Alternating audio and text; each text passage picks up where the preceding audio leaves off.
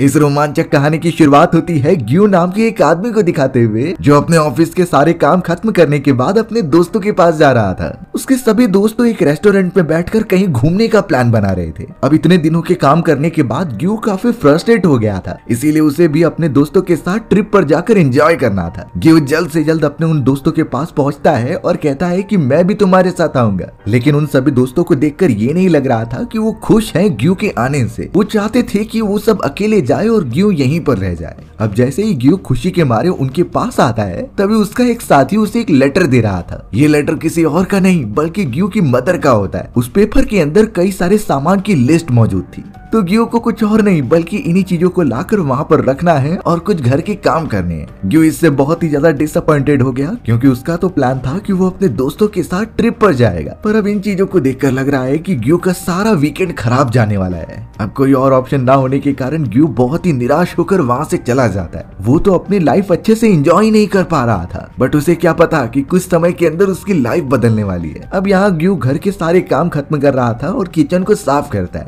तभी अचानक उसे अपनी एक बेस्ट फ्रेंड मिन का कॉल आ रहा था और मिन तो यहाँ ग्यू को डिनर पार्टी के लिए इनवाइट करती है। ग्यू तो इस बात से बहुत ज्यादा खुश हो गया था कि उसे मिन के साथ टाइम गुजारने का मौका मिलेगा, इसीलिए वो मिन को हाँ कर देता है कि हम वहाँ जाकर एंजॉय करेंगे। ग्यू अब तुरंत ही किचन साफ करके सारे काम खत्म करने लगा। अब किचन के सारे सामान सही जगह पर रखते हुए उसे एक एप्पल मिलता है। ये एप्पल बुरी तरीके से सड़ चुका था, बट ग्यू को जरा भी अंदाजा नहीं होता कि इस एप्पल के अंदर तो कोई अजीब तरीके का वायरस मौजूद है और ये वायरस खुली आंखों से दिखाई नहीं देता।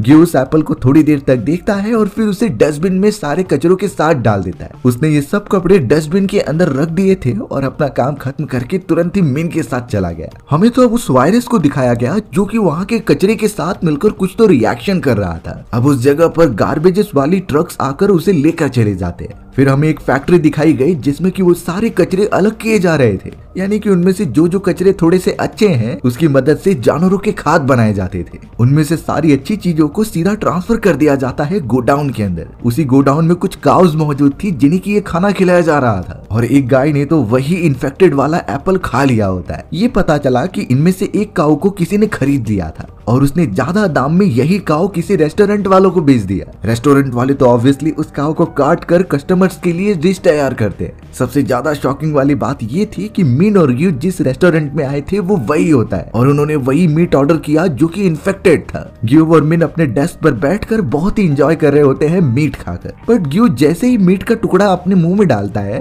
तभी उसने नोटिस किया कि इसमें कुछ अलग है। वो जब उसे बाहर निकालता है तो पता चला कि ये तो वही एप्पल का टुकड़ा था जो उसने सुबह डस्टबिन में फेंका होता है। अब यहाँ तो ग्यू को बिल्कुल भी कंफर्टेबल फील ही नहीं हो रहा था। वो समझ नहीं पाता कि ये सड़ा हुआ एप्पल उसके मीट में कैसे आ गया। अब यहाँ ग्यू मिन को सब कुछ बता तो नहीं सकता था, तो वो खाना खत्म करके सीधा वॉक करने चला गया। ग्यू के चेहरे पर तो कुछ चेंजेस भी आ रहे थे जिसे कि मिन ने नोटिस कर लिया था। अब जब यहाँ वो दोनों बात कर रहे होते हैं तभी पीछे से कुछ दो बदमाश लड़के उन्हें कमेंट पास कर रहे थे। ग्यू को ये बिल्कुल भी पसंद नहीं आता और वो उनसे बात करने चला जाता है। अब तो पता चला कि वो दोनों बदमाश लड़के ग्यू को बहुत ज्यादा मारने लगे हैं। वो तो ग्यू के मुंह के ऊपर किक भी करते हैं जिससे उसे काफी चोट लगी। मिन तो पीछे खड़े होकर देख रही थी, बट वो क्या करे उसे कुछ समझता नहीं।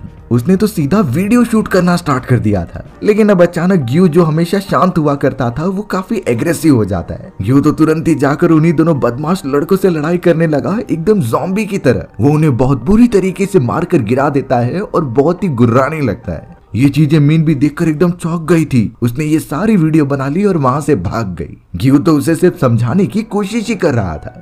ग्यू ने तो मिन को समझाने की बहुत कोशिश की थी पर वो रुकती ही नहीं। ग्यू को तो अपने बॉडी में काफी सारी चेंजेस देखने मिलती हैं, इसीलिए वो अपने एक दोस्त को कॉल करता है। उसने सारी चीजें समझाई कि उसके साथ क्या हुआ और वो कैसा फील कर रहा है। तब जाकर ग्यू के दोस्त ने अपने पास आने के लिए कहा ताकि वो कुछ सोल्यूशन निकाल सके। लेकिन उसने जिन दो लोगों को मारा होता है वो भी अब उठ रहे होते हैं। पता चला कि वो दोनों बदमाश लड़के भी अब ग्यू के कारण इन्फेक्ट हो चुके हैं। उनकी पूरी बॉडी एकदम ज़ॉम्बी जैसी लग रही थी और उनका अपने दिमाग पर कंट्रोल ही नहीं होता। वो दोनों बहुत ही अजीब तरीके से आगे बढ़ते हुए एक कपल को पकड़कर मार देते हैं। यानी इससे ये बातें कंफर्म हो चुकी थी कि ग्यू के द्वारा फैलाया गया वो वायरस अब धीरे धीरे फैल रहा है। उसी वायरस की वजह से लोग अपने दिमाग पर कंट्रोल खो दे रहे हैं और एक ज़ॉम्बी बन जा रहे हैं। ये ज़ॉम्बी इतने खतरनाक थे जो लोगों को सूंघ कर पता कर सकते थे कि वो कहाँ है। वहाँ दूसरी तरफ हमें मिन भी दिखाई गई जो वायरस से इन्फेक्ट हो चुकी थी। ऑब्वियसली उसने भी ग्यू के साथ तो रेस्टोरेंट में मीट खाया होता है जो पहले से इन्फेक्टेड था, यानी वो भी धीरे धीरे एक ज़ॉम्बी में कन्वर्ट हो रही है। तब यहाँ होना क्या था, रेस्टोरेंट में मौजूद जितने भी लोग थे जिन्होंने वो मीट खाया होता है वो सब इन्फेक्ट होने लगे।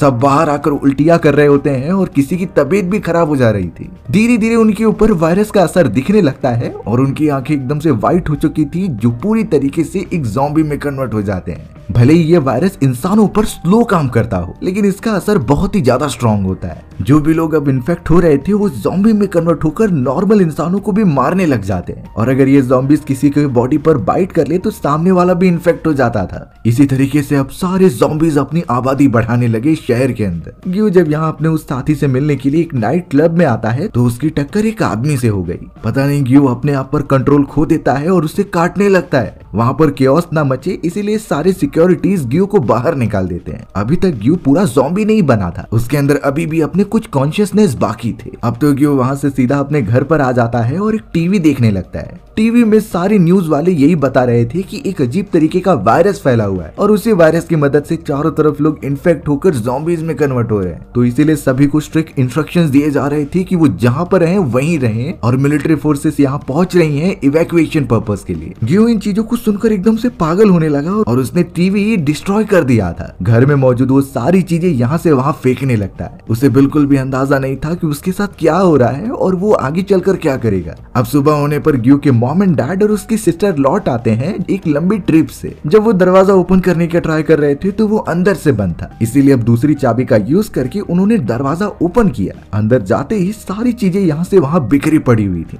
ग्यू को आवाज देने पर वो धीरे धीरे उठता है और बहुत अजीब तरीके से अपने मॉम एंड डैड और सिस्टर को देखता है। कोई कुछ समझ पाता इससे पहले ग्यू ने उनके ऊपर हमला कर दिया। वो अपनी बहन और फादर दोनों को ये मार देता है। ग्यू की मदर इतना ज्यादा डर गई कि वो अंदर आकर अपने आप को कमरे में बंद कर लेती है। उसकी पूरी बॉडी खून से लथपथ थी और वो समझ नहीं पाती कि ये क्या हो रहा है। हमें अब बाहर की तरफ दिखाया गया जहाँ ऑलमोस्ट सारे लोग ज़ॉम्बीज में कन्वर्ट हो चुके थे, यानी ये वायरस अपना विस्तार बहुत तेजी से कर रहा है। सभी ज़ॉम्बीज तो आर्थिक स्थिति का काफी नुकसान करते हैं और चारों तरफ तोड़फोड़ मचाते हैं। जितने नॉर्मल इंसान दिख रहे थे वो उन्हें मारकर आगे बढ़ जाते। देखकर ये लग रहा था कि सिटी की आधी आबादी ज़ॉम्बीज में कन्वर्ट हो चुकी है। ग्यू जो यहाँ पर एक ज़ॉम्बी होता है वो जब बाहर निकल रहा था तो उसे मिन भी मिल रही थी जो ज़ॉम्बी में कन्वर्ट हो चुकी होती है। उसका भी चेहरा बहुत खौफनाक लगता है और वो सब रेडी थे किसी भी नॉर्मल इंसान को मारकर खाने के लिए। अब हमें दूसरा यूनिवर्स दिखाया जाता है जिसमें कि चो नाम का एक आदमी मौजूद था और वो तो एक रोबोटिक कंपनी के लिए काम करता है, जो कि यही रिस्पॉन्सिबिलिटी थी कि वो कंपनी द्वारा बनाए गए सारे रोबोट्स की जांच पड़ताल करे। जिन जिन लोगों ने उनकी ऑर्गेनाइजेशन से रोबोट्स खरीदे हैं अपने पर्सनल काम के लिए, जो उन रोबोट्स की मेंटेनेंस बहुत अच्छी तरीके से किया करता था। इस समय भी चो एक बुद्धिस्ट टेंपल में जा रहा होता है क्योंकि उन लोगों ने एक रोबोट परचेस किया था। उन्हें ये परचेस किए हुए कई साल बीत चुके होते हैं पर उन रोबोट्स का मेंटेनेंस करना बहुत जरूरी था। चो तो तुरंत ही वहाँ के एक प्रीस्ट से मिलता है और उन्हें सारी बातें बताता है कि कैसे मुझे रोबोट को ठीक करना है। फिलहाल के लिए वो प्रीस्ट कह रहे थे कि हमारा वो रोबोट एकदम अच्छी तरीके से काम कर रहा है, उसके अंदर कोई भी मल फंक्शनिंग नहीं आई थी। लेकिन चो इस बात के लिए मना कर रहा था और वो सीधा उस जगह पर चला गया जहाँ वो रोबोट मौजूद होता है। चौंकाने वाली बात थी कि वहाँ जितने भी प्रीस्ट मौजूद थे वो उस रोबोट को एक अलग ही दर्जा देते हैं, यानी वो उसे एक महान पुरुष की तरह पूजते थे। ये चीजें चो को तो नहीं समझ में आती, लेकिन वो यहाँ पर सिर्फ अपना काम करने आया था, यानी उस रोबोट की अच्छी तरीके से मेंटेनेंस करना। बाकी लोग मना कर रहे थे इसके लिए, लेकिन चो उस रोबोट के ऊपर सारे कनेक्शन अप्लाई करके उसे चेक करने लग जाता है। जो तो अब उस रोबोट के अंदर मौजूद सारी सिस्टम्स और फंक्शनैलिटी एग्जामिन करने लगा कि कहीं कुछ गड़बड़ तो नहीं।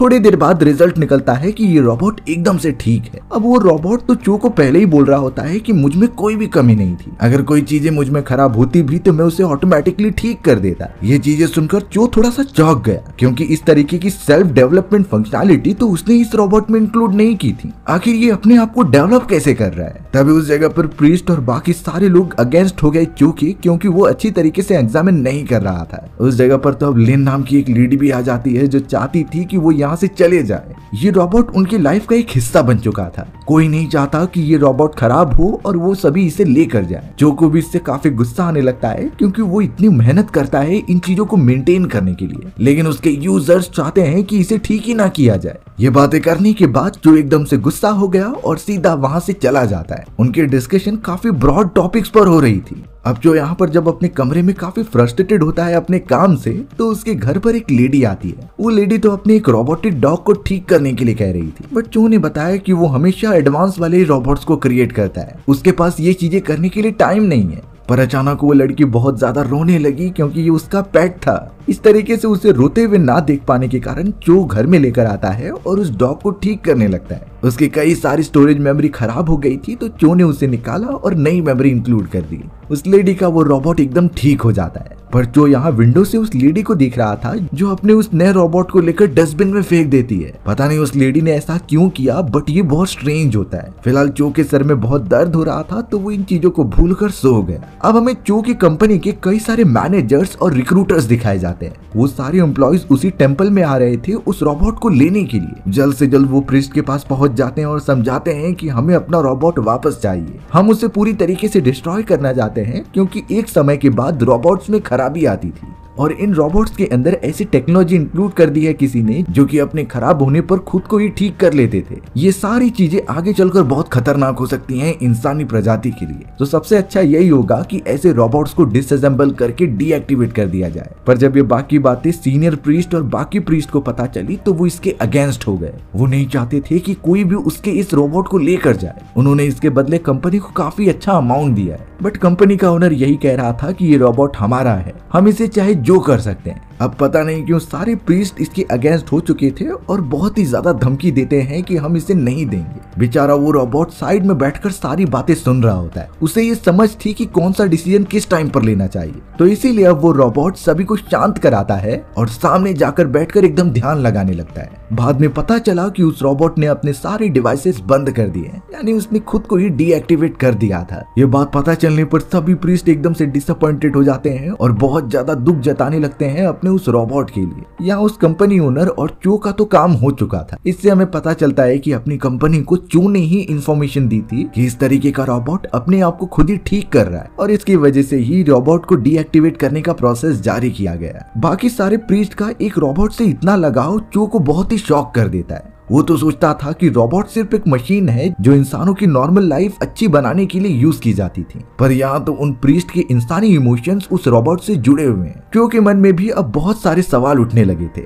अब जब यहाँ वो अपने घर की तरफ बढ़ता है तो उसने डस्टबिन में उस लेडी द्वारा फेंके गए रोबोटिक डॉग को ढूंढने लगा। वो डॉग उससे मिल भी जाता है, लेकिन बाकी रोबोट्स की तरह वो एडवांस नहीं होता। इसीलिए अब चो ने उस लाचार रोबोट डॉग को उठाया और अंदर लेकर आ गया। वो उसके सिस्टम में कुछ फेर बदल करता है। हमें दिखाया गया कि चो ने अपने बॉडी में से एक चिप निकाली और उस रोबोटिक डॉग के बॉडी में वो चिप इंसर्ट कर दी। ऐसा करते ही उस रोबोट की सारी फंक्शनैलिटी बाकी रोबोट जैसी हो गई थी, यानी वो सोच सकता था, समझ सकता था। इससे हमें ये बात भी पता चलती है कि चो भी एक रोबोट ही है, जो का काम था अपने जैसे रोबोट्स की ट्रीटमेंट करना और उनकी मेंटेनेंस का बहुत अच्छी तरीके से ध्यान रखना। इस मोमेंट पर चो ने डिसाइड किया कि वो जिस तरीके से रोबोट से नफरत करता था, वो ये सारी चीजें भुलाकर उन्हें ठीक करने पर ध्यान देगा। इसमें चाहे उसकी पूरी जिंदगी निकल जाए, लेकिन वो रोबोट्स का साथ कभी नहीं छोड़ेगा। अब यहाँ फिर ये कहानी दूसरे यूनिवर्स में चली जाती है, जहाँ हम जो नाम की एक लड़की को देख रहे थे, जो पता नहीं इंटरनेट पर कुछ सर्च कर रही होती है और उसे एक अजीब सी वेबसाइट मिली। उस वेबसाइट से वो अजीब सी चीजें ऑर्डर कर सकती थी जो पृथ्वी पर अवेलेबल ही नहीं है। अचानक अब जो को लगा कि उसके कमरे में कोई आ रहा है। वो तुरंत ही उस वेबसाइट को बंद करती है और पीछे देखती है। उस जगह पर कोई और नहीं बल्कि जो के फादर थे, जिन्हें टेबल पूल खेलना बहुत ही ज्यादा पसंद था। और इस समय जो के फादर के पास 8 नंबर की ब्लैक बॉल नहीं मौजूद थी। वो ब्लैक बॉल और किसी ने नहीं बल्कि जो ने ही चुरा कर रखी होती है। जो से पूछने पर जो तो अपने फादर को मना कर देती है कि उसे ये बिल्कुल नहीं पता। जो के फादर अब वहाँ से चले जाते हैं। ये चीजें जो ने जानबूझकर की थी और उसी ने बॉल को चुराया था ताकि उसके फादर दिन भर इस गेम को खेलने में टाइम वेस्ट ना करे। बट अब जो वापस से उसी वेबसाइट को देखने लगी जो बहुत ही वियर्ड होती है। उसके अंदर एक प्रोडक्ट पर बहुत ही अजीब तरीके का डिस्क्रिप्शन लिखा हुआ था। अब यहाँ जो को लगा कि ये टेबल पूल खेलने के कई सारे बॉल्स मौजूद हैं, तो वो बिना ज्यादा पढ़े उसे ऑर्डर कर देती है अपने फादर के लिए। वो सोच रही थी कि इससे उसके फादर एकदम खुश हो जाएंगे, पर उसने वो दूसरी वाली ब्लैक बॉल वहां से फेंक दी थी। वो ब्लैक बॉल ट्रेवल करते हुए एक गड्ढे के अंदर चली जाती है। अब हमें यहाँ न्यूज पर दिखाया जाता है जिसमें वैज्ञानिकों ने साफ कह दिया था कि कुछ घंटों में ही एक बड़ा सा एस्टेरॉइड हमारी पृथ्वी की तरफ बढ़ रहा है और अगर वो टकरा गया तो पृथ्वी पर ऑलमोस्ट 90% प्रजातियां मर जाएंगी। सारे लोगों को यही कहा जा रहा था कि तुम सब बनाए गए बंकर के अंदर चले जाओ। सभी अपने अपने परिवार को लेकर उन बंकर्स में जाने लगे जिसमें जो की भी फैमिली होती है, जो कि मॉम एंड डैड और सारे रिलेटिव्स एक बंकर में चले गए थे। जो भी नहीं समझ पा रही थी कि इस तरीके से अचानक कौन सा एस्टेरॉइड पृथ्वी की तरफ आ सकता है। उस बंकर में उन लोगों ने सारे रिसोर्सेज जमा करके रखे थे। वहाँ पर तो उसके फादर का सबसे फेवरेट गेम भी मौजूद होता है जो वो बाकियों के साथ खेल रहा था। अब वैज्ञानिकों ने उस एस्टेरॉइड के ऊपर रिसर्च करके उसके कुछ इमेजेस सैटेलाइट के थ्रू चारों तरफ फैलाई हैं। उसके इमेजेस देखने पर सभी को यही लग रहा था कि इस एस्टेरॉइड का साइज तो किसी बॉल जैसा है और इसी तरीके की 8 नंबर की बॉल को तो जो ने बाहर फेंका था। इन चीजों को देखने के बाद जो तुरंत ही समझ गई कि उसने उस अनजान वेबसाइट से जो चीजें ऑर्डर की हैं बल्कि दूसरी दुनिया से एक बड़ी सी बॉल है जो पृथ्वी की तरफ बढ़ रही है। जो ने तो अपने फैमिली वालों को बताने की पूरी कोशिश की लेकिन उसके मेंबर्स बातों का विश्वास नहीं कर रहे थे। अब थोड़ी देर में वहां इलेक्ट्रिसिटी चली जाती है जिससे सभी न्यूज नहीं देख पाते। उन सभी के पास इलेक्ट्रिसिटी जनरेट करने का एक वे होता है तो सभी उसमें लग गए। अचानक इलेक्ट्रिसिटी आने के बाद जब सारी चीजें इस एस्टेरॉइड के पास दिखाई जाती हैं तो वो सच में किसी बॉल जैसा लग रहा था जिस पर 8 नंबर लिखा होता है। इससे अब वो सभी जाकर जो की बातें मान रहे थे और जो भी ट्राई करने लगी कि इलेक्ट्रिसिटी आने की वजह से वो उस वेबसाइट को ढूंढ ले और अपना ऑर्डर कैंसिल कर दे। बट इलेक्ट्रिसिटी हमेशा स्टेबल नहीं रह पा रही थी। जो ने अपनी पूरी कोशिश की उस वेबसाइट को ढूंढने की बट शायद अब काफी देर हो चुकी होती है। जो ने उस बड़े से एस्टेरॉइड को ऑर्डर किया था वो सीधा बहुत ही तेजी से आकर पृथ्वी पर ब्लास्ट हो जाता है। उसका असर इतने ज्यादा किलोमीटर पैमाने पर फैला हुआ था कि कोई भी नहीं बचा। जो लोग बंकर के अंदर थे सिर्फ उनकी ही जान सेफ रहती है। पृथ्वी पर तो इस एस्टेरॉइड के धमाके के कारण 90% लोग मारे जा चुके थे। अब देखते ही देखते कई साल बीत जाते हैं और जो लोग बंकर के अंदर मौजूद थे वो एकदम सेफ रहते हैं। पूरे 15 साल बाद उस बंकर का दरवाजा ओपन किया गया। सभी लोग बाहर की तरफ देखकर एकदम चौंक गए क्योंकि वहां अब कुछ नहीं बचा होता। पृथ्वी की पूरी अर्थव्यवस्था एकदम से बिगड़ चुकी होती है। अब जो के साथ जब बाकी लोग बाहर कदम रखते हैं तो वहां से एक रोशनी निकली। जो जब आगे बढ़ती है तो वहां कोई और नहीं बल्कि एक अजीब तरीके का एलियन था जिसके हाथ पर जो द्वारा किए गए ऑर्डर डिटेल्स होते हैं। यानी यहाँ पर हमें ये पता चल रहा था कि जो उस वेबसाइट से ऑर्डर की थी वो दरअसल एक एलियन वेबसाइट होती है जिसमें कि उन्होंने वो ऑर्डर सीधा पृथ्वी पर ही भेज दिया। और अब तो जो कहीं ना कहीं इन सारी चीजों का जिम्मेदार खुद को ही मान रही थी। अगर वो ऑर्डर नहीं करती तो ये चीजें पॉसिबल नहीं हो पाती। पर अफसोस उन्हें अब आगे बढ़ना पड़ेगा। पृथ्वी पर अब सिर्फ 10% लोग ही बचे हुए हैं और उन्हें आगे चलकर पृथ्वी को सुधारना है और वापस पहले जैसा बनाना है। हो सकता है कि जो इन फ्यूचर उस एलियन वेबसाइट का फिर से यूज करे वहां के डेवलपमेंट के लिए। पता नहीं आगे क्या होगा और इसी के साथ हमारी ये कहानी यही खत्म हो जाती है। सो व्यूअर्स, आपको ये स्टोरी कैसी लगी कमेंट सेक्शन में बताना भूलना मत। और अगर आपको मेरा एक्सप्लेनेशन 1% भी अच्छा लगा होगा ना तो वीडियो को लाइक एंड चैनल को सब्सक्राइब जरूर कर देना। मिलते हैं इसी तरीके की मजेदार वीडियोस में, तब तक के लिए बाय बाय।